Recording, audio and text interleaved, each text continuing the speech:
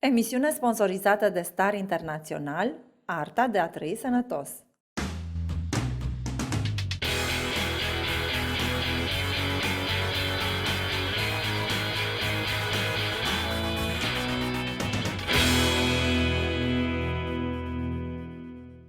Dragii mei, emisiunea Sport, Dietă și o Vedetă vă aduce de fiecare dată un specialist care să vă ajute să aveți grijă de trupul și de sufletul vostru, de mintea voastră. Iată, astăzi vorbim despre cum să avem o memorie foarte bună. Doamna dr. Carla Fabian este alături de mine și ne povestește despre memo, gândindu-ne la memorie bună. Da, acest remediu Memo-On este de fapt format din mai multe plante, toate având în general efect sinergic, și anume efect tonic asupra sistemului nervos general și asupra sistemului nervos Te gândești la ce central. plantuță?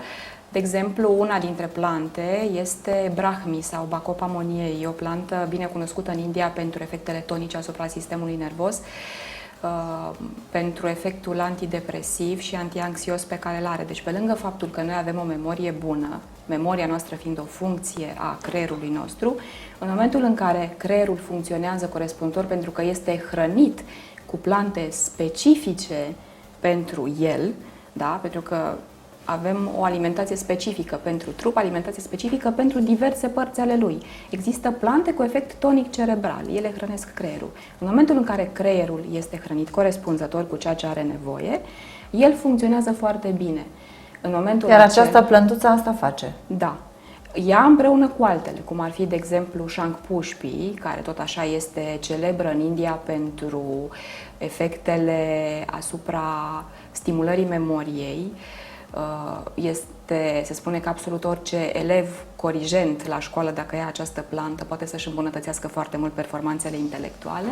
Wow! Ia auziți! Nu aveți probleme, luați-o preventiv. Acest remediu este foarte indicat tocmai datorită compoziției complexe pe care îl are, școlarilor, studenților în sesiune, tuturor persoanelor care realizează activitate intelectuală intensă și de asemenea și persoanelor vârstnice, pentru că știm că de la o anumită vârstă apar tulburările de memorie și de asemenea tulburările de dispoziție psihică. Această plantă, pentru că hrănește creierul nostru fiind în strânsă legătură cu starea noastră psihică, ne ajută ca să avem și un tonus psihic echilibrat. Adică dacă am eu o parte de stres astăzi, voi privi lucrurile mai relaxate așa un pic și nu mă va afecta atât de mult. Dacă nu sunt stresată, dacă sunt stresată, privesc lucrurile mai tensionat și mai deformat. Dacă sunt relaxată și am o stare psihică bună, viața este mai roz și soluțiile la probleme apar mult mai ușor. Așa e. Tu spui că asta face acest remediu, hrănește până la urmă celula creierului. Exact. Și în felul acesta noi suntem mai receptivi la ceea ce memorăm. Funcțiile noastre psihice funcționează mai bine. Gândire, memorie, capacitate de înțelegere, capacitate de redare a informației, capacitatea de a reacționa corespunzător la stres, pentru că totuși stresul este cel care afectează în primul rând activitatea noastră psihică, deci apare uzura psihică și oboseala psihică în situații de stres și de asemenea are rol preventiv antisenil pentru persoanele în vârstă. Se știe că de la o anumită vârstă memoria scade, capacitățile intelectuale se reduc și acest remediu este foarte util inclusiv persoanelor în vârstă care vor să-și păstreze aceste abilități. Să înțeleg că de copii până adulți putem să-l luăm fără niciun fel de contraindicație.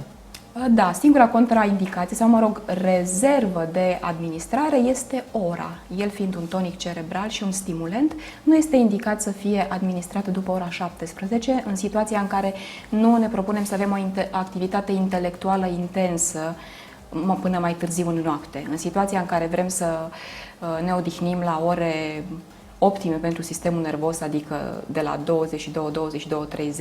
încolo până spre dimineață, este bine să luăm acest remediu până la ora 17 cel mai târziu. Dacă știm că avem de învățat până mai târziu sau de realizat anumite activități intelectuale, putem să luăm fără nicio problemă. De asemenea, în perioadele de supra-solicitare poate fi luat la doză mai mare, pentru că atunci creierul are nevoie de mai multă hrană. Chiar în compoziția acestui remediu se găsește o plantă care are și un gust dulce, lemnul dulce sau glicerița glabra, care are un efect de hrănire a creierului și de liniștire a lui și de asemenea acest remediu mai conține pulbere de zinc, zincul fiind un mineral extrem de important pentru buna funcționare a neuronilor. Ei, nu știu dacă le știați pe toate acestea, dar eu am stat așa ochi și urechi să te aud și să înmagazinez tot. O să mă apuc să iau remediul respectiv, tocmai pentru că îmi doresc ca mintea mea să fie limpede și să înmagazinez cât mai multe informații. Dacă ar fi să ne gândim la partea asta de moment sau să spunem momente optime, vara sau iarna, sau nu contează anotimpul? Nu contează anotimpul, pentru că noi trebuie să adaptăm această administrare în funcție de perioadele în care suntem supra-solicitați. Și cum nu este bine să îngrași porcul în ajun, adică nu e bine să iei remediu cu o zi înainte de examen, când ai sesiune, de exemplu, este bine ca de la sfârșitul semestrului să începi să iei acest remediu, pentru că în felul acesta vei face față mult mai ușor în sesiune. De asemenea, există foarte mulți copii care au probleme de memorie în momentul în care încep școala. Sunt copii care au fenomene, diferite afecțiuni ale sistemului nervos care îi predispun să fie neatenți, să fie cu memoria mai slabă și inclusiv acestor copii acest remediu le este foarte, foarte necesar. Te gândești și la copii cu tot felul de probleme de sănătate, dizabilități și da. Îi ajută foarte mult. Este util inclusiv acestor copii, bineînțeles. Și chiar persoanelor care au anumite afecțiuni psihice la debut sau forme mai ușoare. Pentru că creierul nostru fiind hrănit corespunzător, toate funcțiile lui vor funcționa mult mai bine.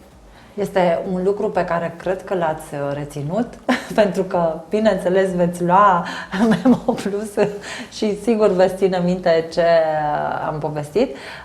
Este pentru mine un lucru foarte important, acela că tot ceea ce aflăm ar trebui să și aplicăm. Bineînțeles. Iar ce spui tu legat de aceste remedii nu fac decât să vină în ajutorul nostru. Spune-mi, te rog, ai spus că conține câteva plante acest remediu.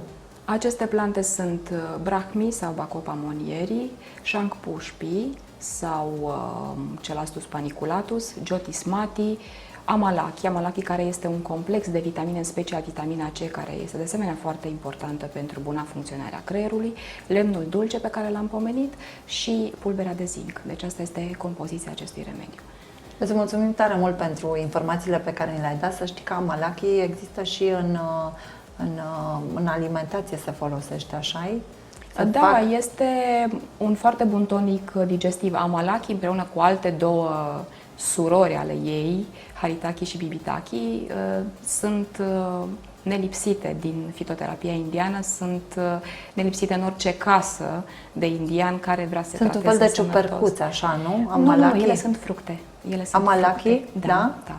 De ce aveam în minte că sunt ciupercuțe? Nu, sunt fructe? Nu, sunt fructele unor arbuști care în momentul în care sunt uscate sunt foarte bogate în vitamine și minerale și pulberea lor se folosește, există combinația trifala clasică pentru un remediu regenerator și purificator excepțional care se face din aceste plante. Îți mulțumim tare mult, vă mulțumim și vouă, sper să țineți minte tot ceea ce ați auzit aici, să puneți în aplicare. Ne revedem numai decât!